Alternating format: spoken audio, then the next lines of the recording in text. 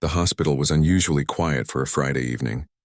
The long fluorescent lights cast a pale glow over the empty corridors, and the distant hum of machines created a rhythm that staff had grown used to. Dr. Allen was walking down one of these hallways, his white coat slightly wrinkled from a long day in the emergency department. He had seen dozens of patients today, some with minor injuries, some with life-threatening conditions, and he was tired but not ready to leave. There was always one more person who needed him, one more life that depended on him. He passed the nurses' station and nodded to the familiar faces there. Some were busy with paperwork, others checking monitors or answering phone calls. A nurse waved him over, urgency in her eyes, and he immediately noticed the slight tension in her voice. "Doctor, we have an emergency incoming. Car accident, serious injuries. You need to get ready." Dr. Allen's heart rate picked up. Even after years of practice, the adrenaline always hit the same way when someone's life was on the line. He didn't ask for details immediately. Instead, he grabbed his gloves and mask and followed the nurse to the trauma bay. He knew there was no time to think about who the patient was, what they had done, or any other distractions. Every second counted. Minutes later, paramedics wheeled a stretcher into the emergency room. The patient was a woman in her late 30s, unconscious, her face pale and bruised, her body twisted awkwardly from the accident. There was blood on her clothing and her breathing was shallow. Dr. Allen and his team sprang into action. "Vitals are dropping," one nurse called out. "BP is 80/50, heart rate 120, she's unstable." Dr. Allen didn't flinch. He assessed her quickly, scanning for internal injuries, broken bones, anything that could be causing the rapid decline. Every movement was deliberate, precise. "We need to intubate immediately. Prepare for IV fluids. Get the blood ready for transfusion," he ordered, his voice calm but firm. There was no room for hesitation. As the team worked, Dr. Allen noticed something familiar about her. A quick glance at her belongings on the stretcher revealed a purse with business cards and a phone case that made him recognize her as Claire, a woman known locally for making racist comments and public complaints about people of color. It was impossible to miss her name. She had been in local news a few times for incidents in her neighborhood. He had heard stories about her attitude, her harsh words, and her biases. For a brief second, a flash of irritation passed through his mind. He had treated people before who had shown nothing but hate toward him or his colleagues. It was hard not to feel some kind of resentment, especially when you were working so hard to save someone who had openly shown prejudice. But he pushed it aside immediately. There was no time for grudges, no room for personal feelings. The life of a human being came first. Dr. Allen focused entirely on Claire's condition. He didn't think about her past, her beliefs, or her reputation. All that mattered was her survival. "Start the transfusion.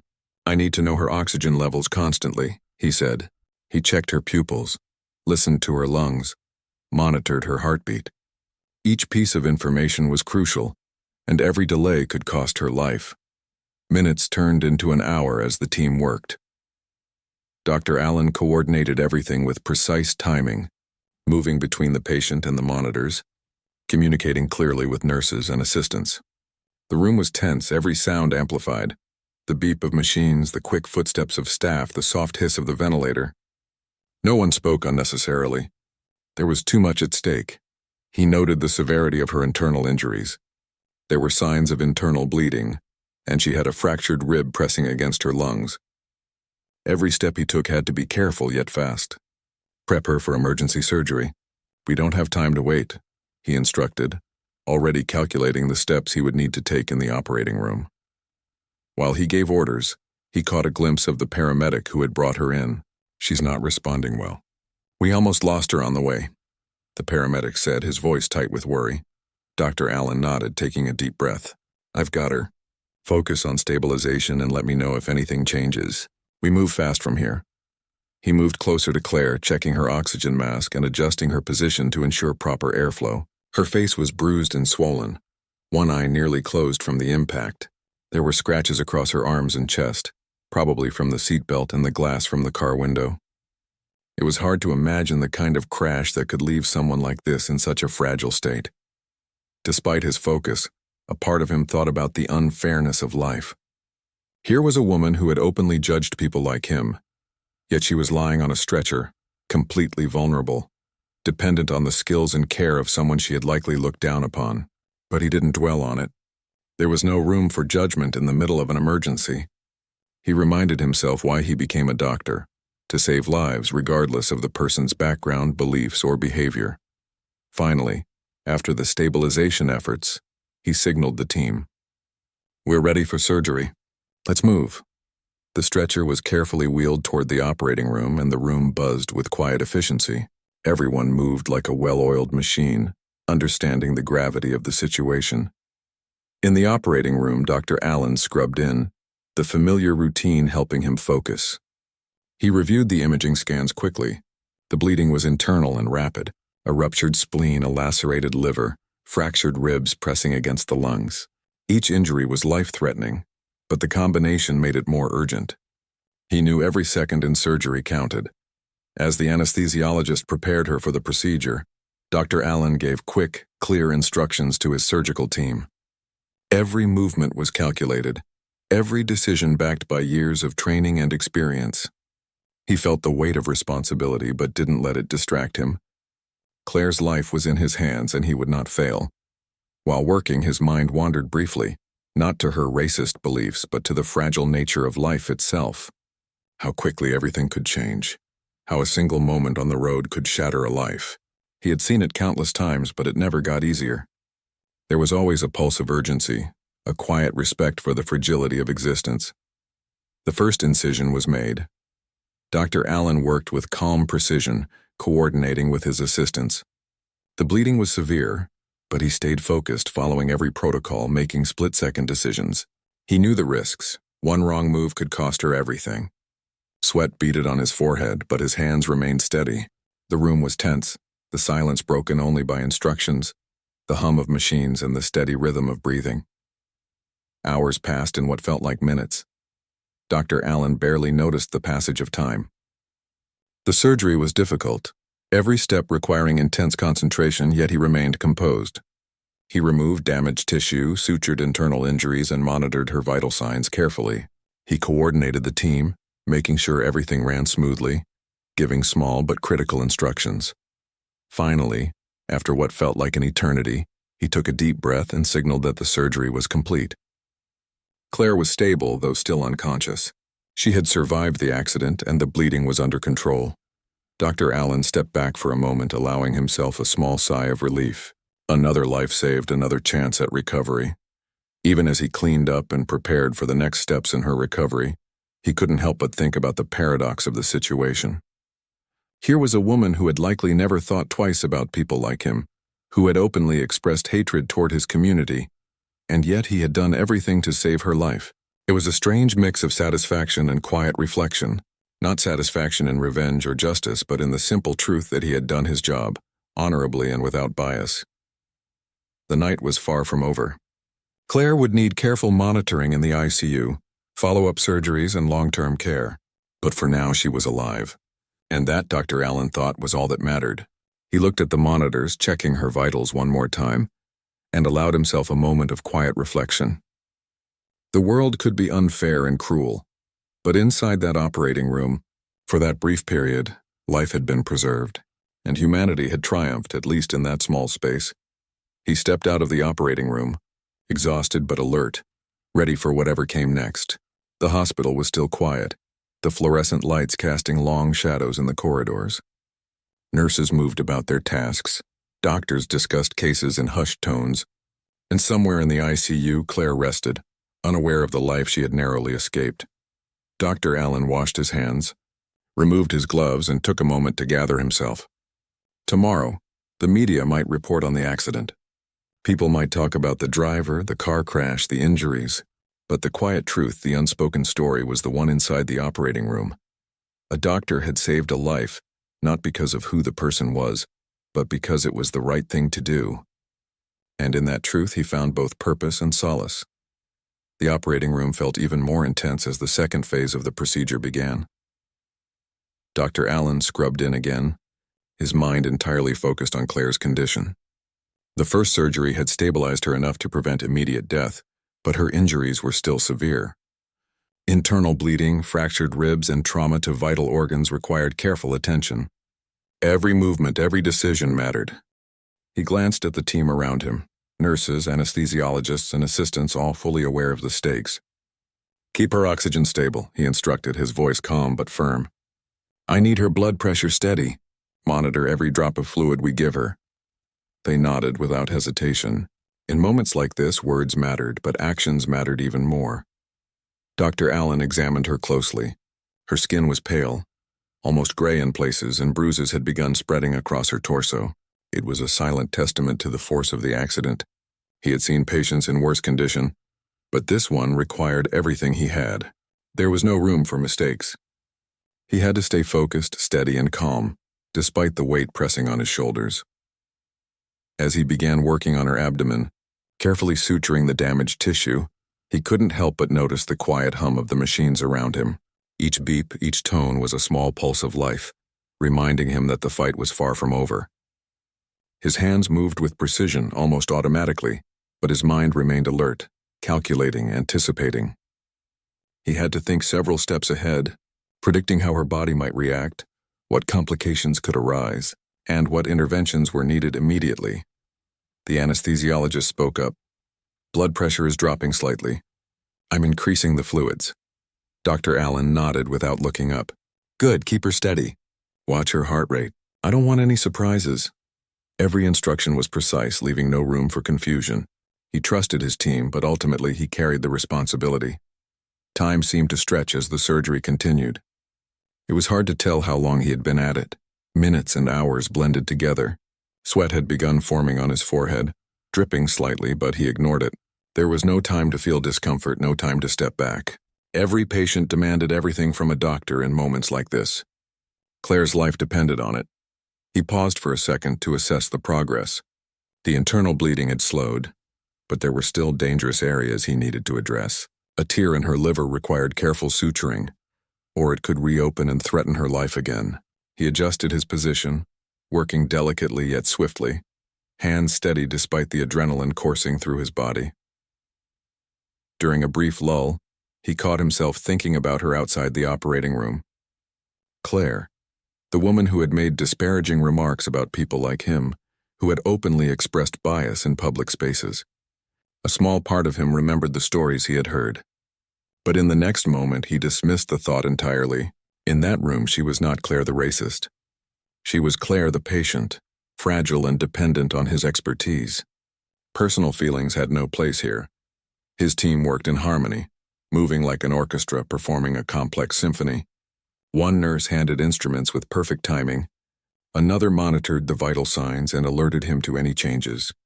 Dr. Allen's voice was steady, guiding each movement, making split-second decisions that could mean the difference between life and death. At one point, the patient's blood pressure began to drop dangerously low. Dr. Allen didn't panic. He gave quick instructions. Administer another unit of blood. Increase oxygen flow. I need her heart rate stable before we continue. Everyone moved quickly, responding without hesitation. Within moments, her vitals stabilized and the tension in the room eased slightly, though the danger was far from over. The surgery dragged on. Hours passed, but Dr. Allen barely noticed. He was completely immersed in the task at hand.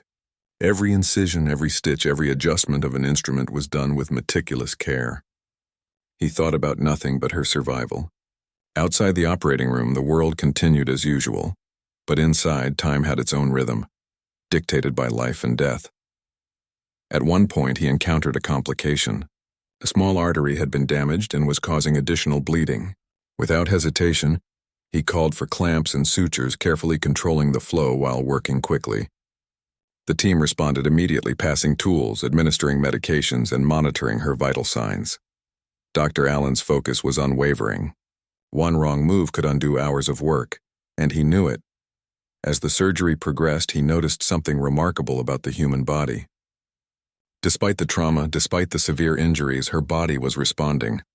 Slowly, carefully, the bleeding reduced, her heart rate became more stable, and her oxygen levels began to normalize. It was still fragile, but there was hope. The team exchanged small nods of acknowledgement, a silent recognition of the progress they were making. Dr. Allen paused for a moment to wipe his brow and assess the next steps. He had to repair the fractured ribs carefully to avoid further damage to her lungs. The process was delicate. requiring him to balance speed and precision. He adjusted the positioning, instructed the team, and proceeded with the careful task. His hands moved steadily and he felt a quiet confidence. He knew what needed to be done and he trusted his skill. While working, he reflected on why he had chosen this profession. The long hours, the sleepless nights, the constant stress, it was all worth it in moments like this. To save a life, to make a difference even for someone who may never show gratitude, was a calling. He thought about the countless patients he had helped over the years, each with their own stories, each with their own struggles. And now this woman's life rested in his hands. The team worked seamlessly. The anesthesiologist kept her unconscious and stable. The nurses assisted with instruments, and the assistants handled the technical details with care. Dr. Allen's voice guided them all, calm and authoritative, but there was no arrogance in his tone. It was simply the voice of someone who knew what needed to be done and was determined to do it. Hours passed, and finally, the critical part of the surgery was complete. Dr. Allen stepped back for a moment, allowing himself a brief breath. Her bleeding was under control, her organs stabilized, and the immediate danger had passed. It was not over. She would need close monitoring, medications, and follow-up surgeries, but for now, she was alive. He looked around the operating room, silently acknowledging the team. Their hard work, precision, and dedication had saved her life. There were no celebrations, no cheering. This was not a victory to be announced. It was a quiet acknowledgement, a shared understanding of the life preserved. Even as he cleaned up and prepared to leave the operating room, Dr. Allen's mind was already on the next steps. Claire would need the ICU, close observation, and long-term care. Her recovery would be slow and painful, but she had survived. That was the first and most important step. As he walked out of the operating room, he noticed the quiet energy in the hospital. The lights cast long shadows across the corridors, and the soft hum of machines filled the background. He felt a mixture of exhaustion and satisfaction. Saving a life was never easy, but it was always worth it. Outside the operating room, the nurse who had alerted him earlier approached. "She's stable for now, thanks to you," she said quietly. Dr. Allen nodded, acknowledging the words without pause. "Keep monitoring her. Make sure she stays stable. I'll check back in a few hours." He gave her a reassuring smile, though inside, he still carried the tension of the surgery and the lingering awareness of the patient's fragile state. Dr. Allen reflected on the strange twists of life. Here was a woman who had openly expressed hatred toward people like him, lying unconscious and completely vulnerable, and yet his duty had required him to save her life without question or hesitation. He thought about the meaning of compassion, professionalism, and integrity. It was not about who deserved help. It was about doing what was right. He knew that when she woke up, things might be complicated. She might not thank him. She might even express anger or disbelief. But that was not the point. The point was that her life had been saved, and he had done everything in his power to ensure that outcome. That was enough. The hospital continued its quiet rhythm. Patients moved in and out, staff completed their rounds, and the world carried on. But for Dr. Allen, the operating room had been a small universe of life and death, focus and dedication, skill and humanity. Claire's survival was a testament to what could happen when expertise, compassion, and courage came together. He paused in the hallway for a moment, taking a deep breath. There was no celebration, no applause. There never was. The satisfaction was quiet, internal, and deeply human. He knew the next chapter was just beginning. The long journey of recovery, the confrontation with reality, and the personal challenges that would arise when Claire regained consciousness. But for now, he allowed himself a brief moment of reflection, knowing that he had done what he had trained his whole life to do. He had saved a life, without bias, without hesitation, and without expecting anything in return. And in that quiet acknowledgement, there was a profound sense of fulfillment. The first rays of sunlight filtered through the blinds of the intensive care room, painting the walls in soft gold. The steady beeping of monitors filled the room, a gentle reminder that Claire was still alive. For hours she had slept unconscious and unaware, while her body slowly recovered from the trauma of the accident. Dr. Allen had stayed close, checking in frequently, reviewing her vitals, and ensuring that her breathing, heart rate, and blood pressure remained stable. The moment came when the nurse approached him quietly. "Doctor, she's waking up. You might want to be here." Dr. Allen nodded, adjusting his coat and straightening his tie, a calm mask over the adrenaline that still lingered. He moved closer to her bedside, his steps deliberate and measured. He had been through this many times before, patients waking up after life-threatening surgeries, but something about this one felt different. Claire's eyelids fluttered open slowly. Her gaze was unfocused at first, struggling to make sense of the bright lights, the unfamiliar ceiling, and the array of machines surrounding her. As her mind cleared, her eyes landed on the figure standing near her bed. The sight caused her to freeze. Dr. Allen, the doctor who had guided the surgery and saved her life, was black. For a moment, her body tensed, her breathing shallow, and a flicker of disbelief passed across her face. She tried to speak, but the words caught in her throat. Her mind was racing, a jumble of fear, confusion, and anger. She had always held strong prejudices, often expressing them openly without hesitation. And now she was face to face with someone she had judged her whole life, someone she had looked down upon in her thoughts and actions. The realization was almost unbearable. Dr. Allen, sensing her awakening, maintained a calm demeanor. He spoke softly, his tone steady and professional. "You're awake. Take it easy. You're stable now." Everything went well during the surgery. He did not expect gratitude, nor did he demand it. His priority was her physical and emotional stability, not her feelings about him. Claire's lips pressed together tightly. She wanted to respond, to say something, but her words were filled with a mix of disbelief and fury. The thought that someone she had previously considered inferior had saved her life felt like a shock to her system. Her hands clenched involuntarily, gripping the bedsheets as if holding herself together physically could help her contain the storm of emotions inside. The nurses exchanged quiet glances, aware of the tension in the room. Claire's body language was unmistakable: anger, frustration, and confusion. Dr. Allen, however, remained composed. He had learned long ago that patients often react emotionally, sometimes irrationally after trauma and life-threatening situations. His job was to remain calm, provide reassurance, and guide them through the initial stages of recovery without letting personal feelings interfere. Claire finally spoke, her voice sharp though weak from the trauma. You're a doctor?" The word stumbled out, betraying her disbelief. You're black." She hesitated, as if trying to process what she had just realized. The tone in her voice was not curiosity, not even a hint of gratitude. It was almost a hiss, a mixture of anger and incredulity. Dr. Allen met her gaze calmly. He did not flinch, nor did he respond with anger or judgment. "Yes, I'm the doctor who performed your surgery," he said evenly. "You're alive because of the efforts of the entire team here. My job was to save your life, and that's exactly what we did." Claire's chest rose and fell quickly, her frustration barely contained. Her mind raced with conflicting emotions. How could someone she had spent years judging, someone she had considered beneath her, be the person who saved her life? The thought seemed impossible, unfair even. Her anger was a shield, a defense mechanism to protect her from the discomfort of confronting her biases. "Why? Why would you help me?" she demanded, her voice trembling slightly. "After everything?" "Everything I've said. Everything I've thought?" Her words hung in the air, heavy and unresolved. The question was loaded with years of prejudice, years of a worldview built on superiority and separation. It was a question fueled by disbelief, anger, and a deep sense of discomfort. Dr. Allen took a measured breath. He had anticipated reactions like this in certain cases, though it never made them any easier. He spoke with calm authority. "I help my patients because it's my duty.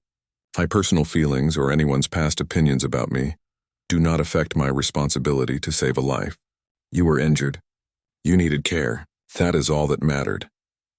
Claire's eyes narrowed, her mind struggling to reconcile his words with her ingrained beliefs. It felt impossible. She had always seen the world in black and white terms, defined by her prejudices, and now, the very person she had categorized in a certain way had performed an extraordinary act of compassion and skill. Her sense of control over her worldview was shaken. The nurses in the room moved quietly, allowing the exchange to happen without interference. They had witnessed similar confrontations before, patients waking up from trauma, struggling to face both their vulnerability and the reality of their care. What made this different was the intensity of Claire's reaction. the deep-seated bias clashing with the undeniable truth that her life had been saved. Claire's voice softened slightly, but the anger was still there. I don't understand, she whispered almost to herself. I can't. Her words trailed off. The room was silent except for the monitors, the soft beeping and hissing, a quiet reminder of the fragility of life.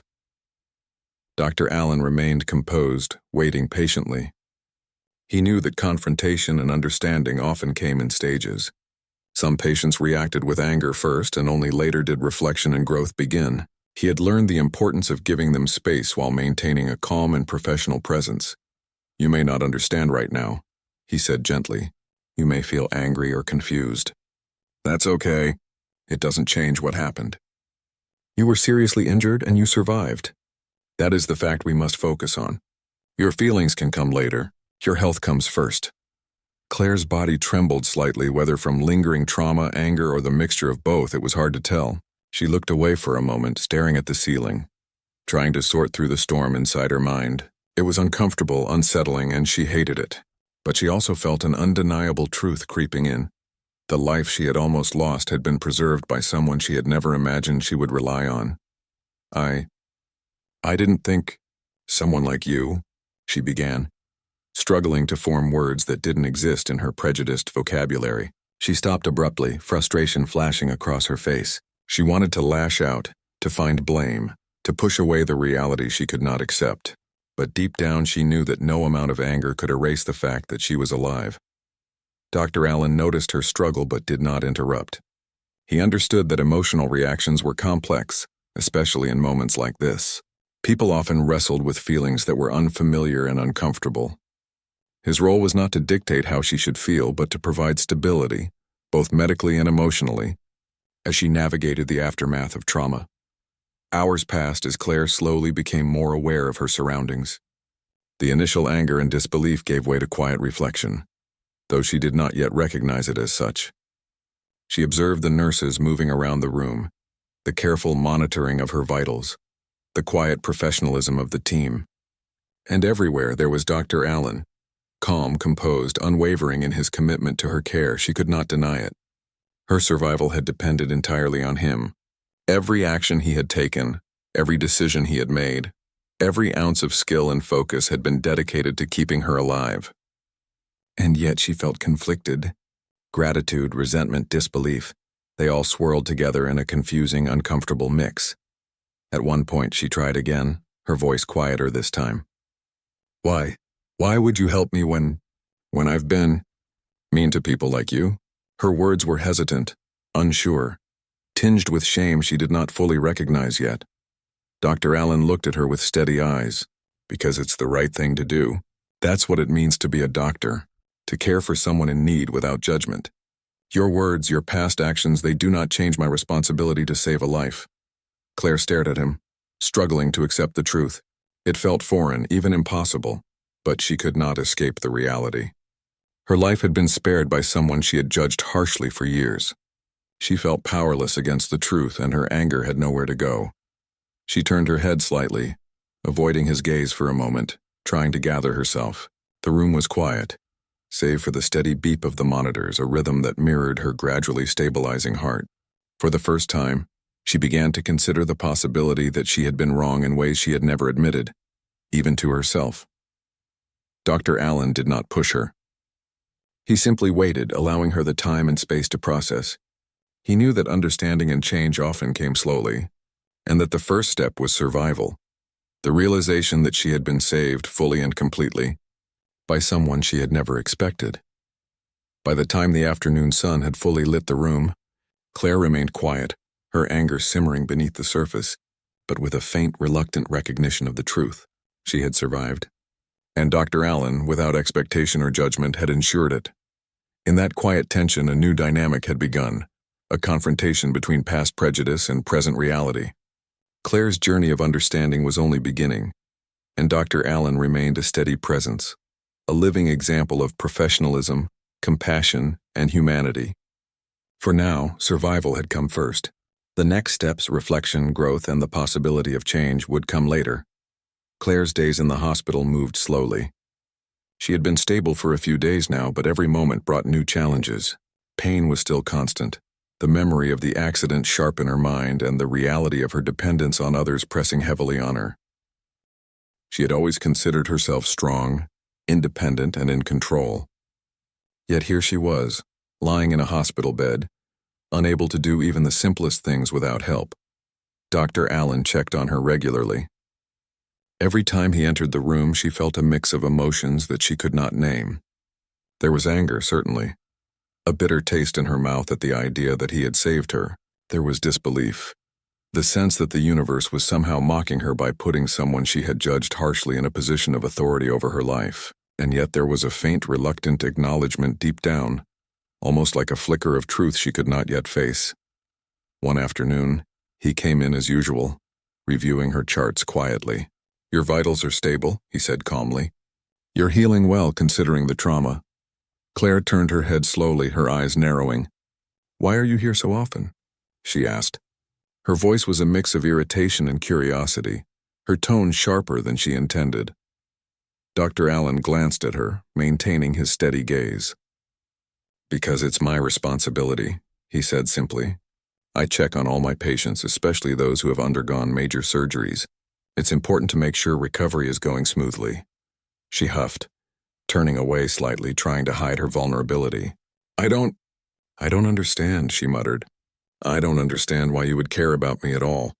After everything. After all I've said. All I've thought." Her voice trailed off, but the weight of the unspoken words was clear. Dr. Allen remained calm. He had learned to navigate moments like this, where patients' emotions were tangled and raw. "My personal feelings don't interfere with my duty," he said. "What matters is your well-being, nothing else. You were injured. You needed help. That is what I gave." Claire's eyes darted toward him, a flicker of frustration in her gaze. You don't get it," she snapped. I've spent my whole life thinking, judging, and now you're standing here. You're the one who saved me, and I hate that I need you." Dr. Allen nodded slowly, understanding the layers beneath her words. "I do understand," he said softly. "It's difficult to accept help, especially from someone you've judged or considered different from yourself. But you are alive because someone cared enough to act. That is the simple truth." Her hands clenched the sheets and she looked away, struggling with a storm of emotions she could not control. Her anger burned, yet underneath it there was a sense of shame she refused to name. She had never felt so powerless, so exposed, and it frightened her. For the first time, she faced the realization that her past judgments had not prepared her for this situation, and she didn't know how to respond. Over the next few days, the tension between them grew silently. Dr. Allen's presence was constant but unobtrusive. He answered questions with professionalism, explained medications, and guided her recovery with quiet authority. He did not seek praise or acknowledgement. His only goal was her health. And every time she saw him, that quiet, steady presence reminded her that she had been wrong in ways she had never admitted, even to herself.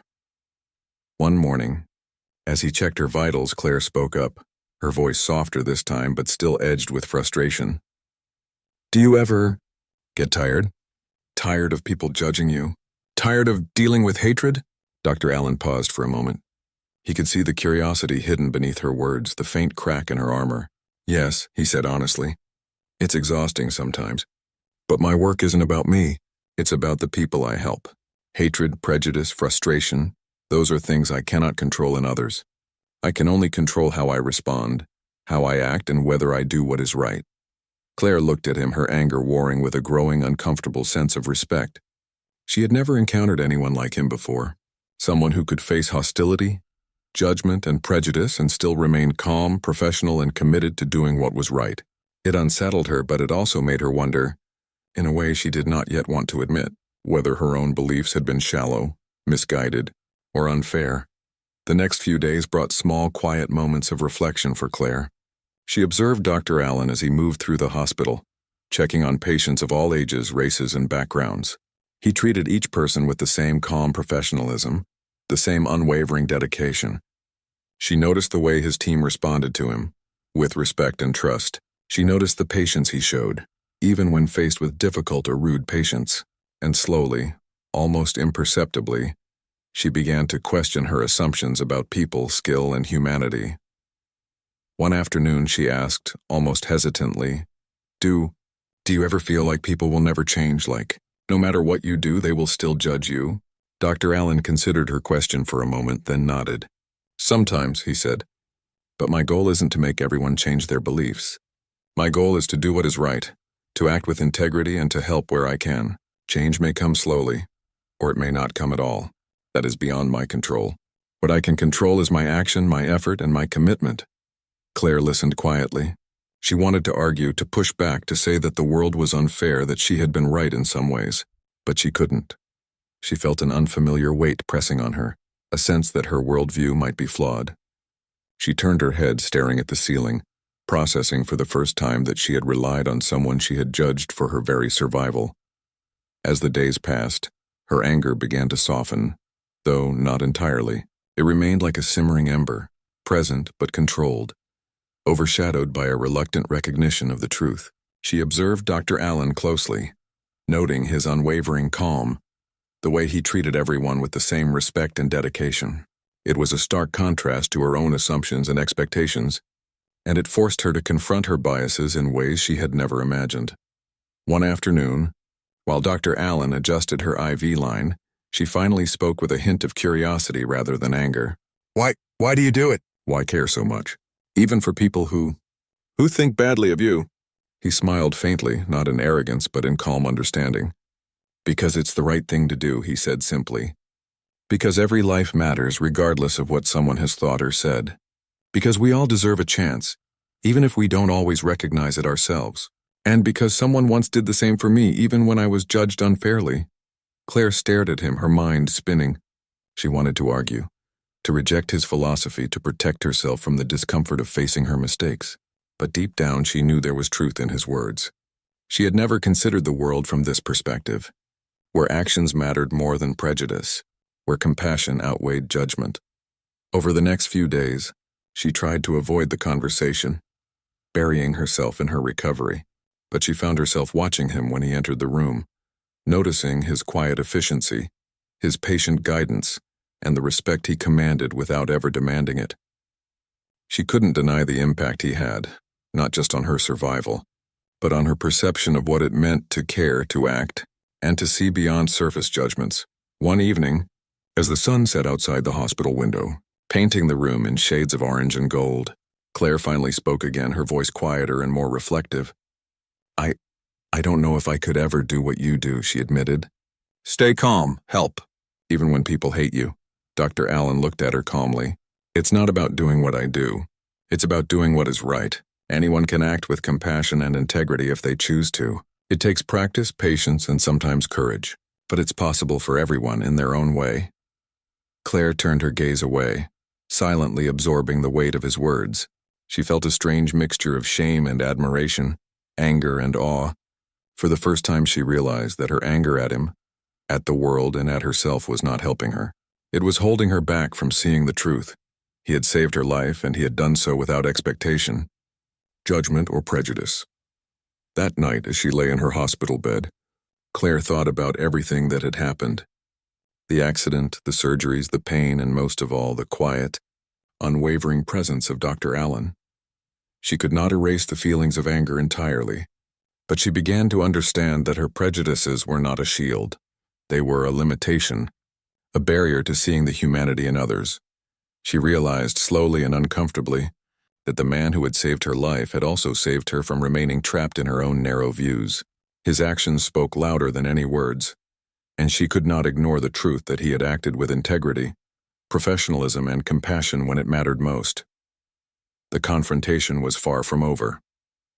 Her journey toward reflection and understanding had only begun, but for the first time she allowed herself to see the possibility that her anger and prejudice could be challenged, reshaped, and perhaps even changed. And it all began with the quiet, steady presence of the man who had saved her life without expecting anything in return. The days in the hospital slowly passed, and Claire's body began to heal. The pain never fully went away, but she learned to manage it with the help of medication, nurses, and careful movement. Physical therapy sessions were long and exhausting, forcing her to push her body in ways she had never imagined. And through all of it, Dr. Allen remained a constant presence. She noticed small things about him that made an impression. The way he spoke to patients, explaining procedures patiently. The way he treated staff with respect, listening carefully to suggestions and valuing their input. The way he never lost his calm, even when situations were difficult or frustrating. She had spent so much of her life seeing people only for what they seemed on the surface, but now she was starting to see the depth behind actions, and it unsettled her. One afternoon, during a routine checkup, Claire found herself speaking before she had time to think. I want to understand, she said quietly, almost whispering. Her voice carried a mix of vulnerability and honesty that surprised even herself. Dr. Allen looked at her, maintaining his calm composure. Understand what? He asked softly, encouraging but not pressing. Her eyes met his, searching, uncertain. Why would you do all this for me? After everything, after knowing who I am, what I've thought, what I've said. Her hands fidgeted with the bedsheets, betraying her nerves. Dr. Allen paused, considering his words. Because it's the right thing to do, he said simply. Life is fragile and everyone deserves a chance, regardless of who they are or what they've done. My job is to save lives, not to judge people. That is all that matters. Claire looked away for a moment, the words echoing in her mind.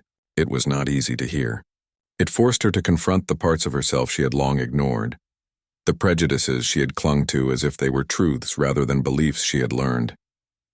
And now she realized those beliefs had almost cost her her life.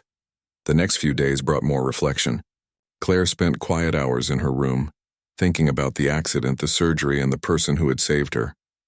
She realized that her anger, her frustration, and even her fear had all been shields. Shields to protect herself from admitting that she had been wrong, that she had judged unfairly, and that she had relied entirely on someone she had once dismissed. During a physical therapy session, she found herself struggling to complete a simple exercise. Her muscles were weak, her body still fragile from the trauma. Dr. Allen was there, watching her with patience, giving guidance and encouragement. You can do this, he said calmly. Small steps. Focus on one movement at a time. Claire felt a mix of gratitude and embarrassment. She wanted to prove herself, to show that she could do it without help. But she had no choice. She needed guidance, and he was there, providing it without judgment. The realization hit her hard. For the first time, she was completely dependent on someone she had once despised, and yet there was no malice in their interactions, only care and professionalism. As the weeks went by, Claire's anger began to soften. It did not disappear entirely, but it became quieter, replaced by curiosity, self-reflection, and a cautious respect. She began to observe the hospital differently, noticing how Dr. Allen interacted with other patients, how he treated each person as an individual, regardless of their background or beliefs. She realized that his integrity was not limited to her case. It was a consistent part of who he was. One evening, as the sun cast a golden light across her hospital room, Claire finally spoke again, her voice steady but reflective. I think I've been wrong, she admitted quietly, about a lot of things. About people, about myself. Dr. Allen looked at her, listening without judgment. He did not offer praise or reassurance. He simply gave her space to speak, to process, to acknowledge the truth she was confronting. I always thought I was right, she continued, her words slow, deliberate. I judged people. I assumed things, and now I realize that it doesn't work that way. People are more than our assumptions, and some people are better than we ever imagined. Her eyes met his briefly, a mix of humility and wonder in her gaze. Dr. Allen nodded slowly. The important thing is that you are aware now, he said gently. Reflection and growth take time. You've survived, and that gives you the chance to think differently, act differently, and see the world with more understanding. That is what matters. For the first time, Claire felt a strange, uncomfortable weight lift. It was not complete relief. There were still emotions to process, still pain to endure, but it was a beginning. She realized that life was fragile, and that actions mattered more than thoughts or prejudices. The man who had saved her life had shown her, through his conduct and dedication, what true compassion looked like. As her recovery continued, Claire began small acts of acknowledgement. She listened more, observed more, and questioned her own assumptions quietly. She noticed how staff treated each other, how patients were guided with patience and respect, and how Dr. Allen handled every situation with calm authority. She began to see the humanity in people she had once dismissed or judged harshly. One day, during a checkup, Claire looked at Dr. Allen and said softly, "Thank you.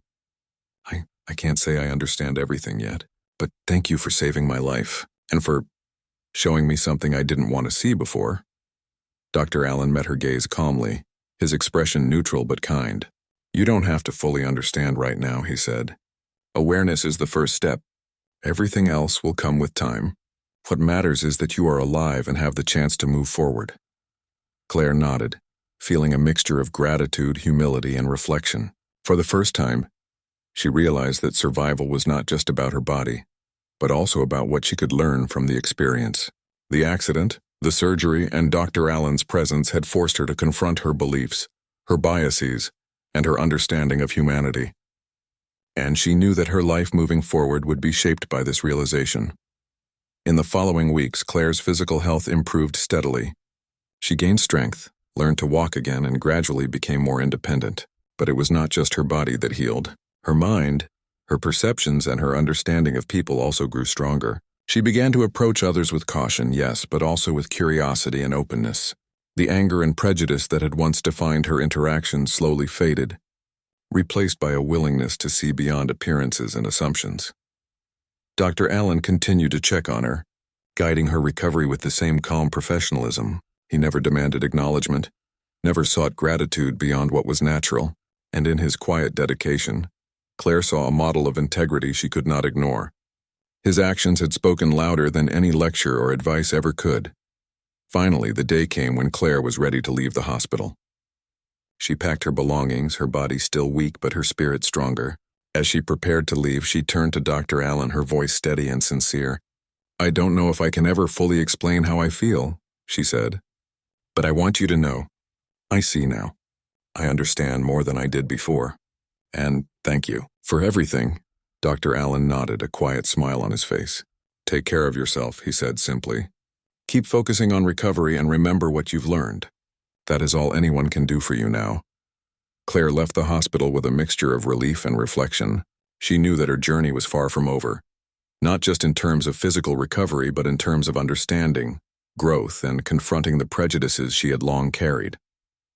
But she also knew that she had been given a rare opportunity, the chance to see the world differently, to question her assumptions, and to recognize the value of compassion and integrity. As she walked away, she thought about the man who had saved her life, the one who had faced her anger without returning it, who had performed his duty without judgment, and who had shown her a way of being that she had never imagined. She understood now that actions mattered far more than words, and that true character revealed itself not in what one said, but in what one did when it mattered most. In the days and months that followed, Claire carried the lessons with her. She noticed her own thoughts, the assumptions she made, and the judgments she formed. And slowly she began to act differently, not for recognition or praise, but because she now understood what it meant to see humanity clearly, without prejudice, and to act with integrity.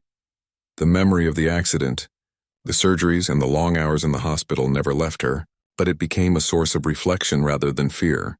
And at the center of that memory was the quiet, unwavering figure of Dr. Allen, whose actions had not only saved her life but had challenged her to see the world and herself in a new light. In the end, Claire realized that her survival was more than a chance to live. It was a chance to grow, to change, and to recognize the true power of compassion and humanity. And she knew deep down that she would never forget the man who had given her that chance, not through words, but through the simple, undeniable truth of his actions.